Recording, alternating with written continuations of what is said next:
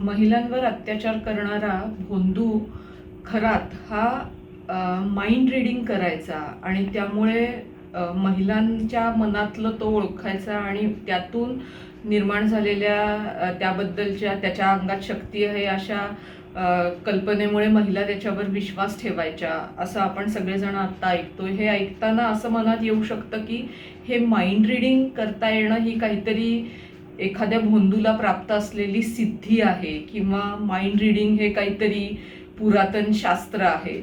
तर इथं हे लक्षात ठेवलं पाहिजे की माइंड रीडिंग ही फक्त एक कला आहे आणि तुम्ही जर का इंटरनेटवर जाऊन जादूगार सुहानी शहा हिचे प्रयोग बघितले तर ती अफलातून माइंड रीडिंग करते.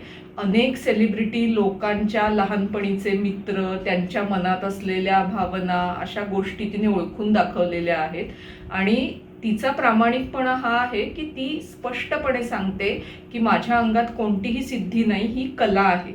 या जसं जादूगारांना मॅजिशियन म्हणतात तसं या प्रकारची विशिष्ट जादू करणाऱ्या लोकांना मेंटॅलिस्ट असं म्हणतात आणि परदेशामध्ये तर असे अनेक प्रसिद्ध मेंटॅलिस्ट आहेत. तर हा भोंदू खरात फार फार तर अशा प्रकारचा मेंटॅलिस्ट असू शकेल. मला तर शंका आहे की कदाचित या कला म्हणून देखील त्याची प्रगती किती झालेली असेल आपल्याला माहिती नाही. लोकांची माहिती काढणं, त्यांना योग्य वेळी गाठणं नियोजन करून आणि नंतर त्या काढलेली माहिती त्यांच्या मनावर प्रभाव पाडेल अशा प्रकारे त्यांच्यासमोर मांडणं एवढंच तो करत होता.